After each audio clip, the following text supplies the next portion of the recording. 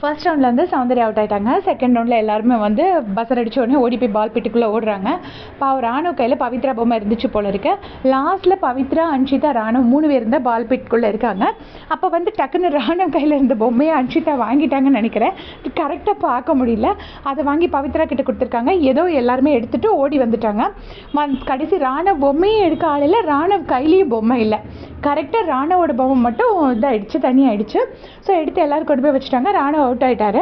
அப்போ வெளியே வந்துட்டு மஞ்சரி எல்லாருமே அட்வைஸ் பண்ணுறாங்க, இதுக்கு தாண்டா நீ கையில் வச்சுருந்த பொம்மை எப்போவுமே ஹோல்டு பண்ணி வைக்கணும், யாருக்கிட்டையும் கொடுக்கக்கூடாது, கொடுத்தேன்னா இப்படி உன்னோட பொம்மை தனியாகிடும் அப்படின்னு சொல்கிறாங்க.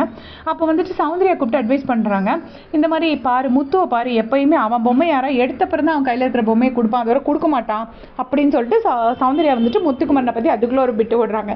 எப்பா எங்கேயோ யாரோ அவுட் ஆனாலும் அதுக்கும் எக்ஸாம்பிள் முத்துக்குமரன் தானா, அது நமக்கு என்னன்னு ஒன்றும் புரியலை. ஸோ சௌந்தர்யா வந்துட்டு முத்துக்குமரனை பற்றி சொல்கிறாங்க.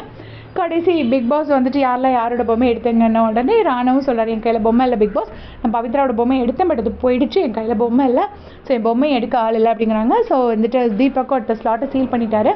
இப்போ ஜெஃப்ரியோட மைக்கை சேஞ்ச் பண்ண சொல்லியிருக்காங்க. இந்த கேப்பில் வந்துட்டு பிக் பாஸ் வந்து இப்போதைக்கு ஆட்டம் வந்து ரத்து செய்யப்பட்டிருக்கு. ஸோ இப்போ ஃபர்ஸ்ட் 2 ரவுண்ட்ஸில் சௌந்தர்யா ராணுவ அவுட் ஆயிருக்காங்க. இனி அடுத்து எந்த ரவுண்ட் வரும்போது உங்களுக்கு அப்டேட்ஸ் கொடுக்குறேன். தேங்க்ஸ் ஃபார் வாட்சிங்.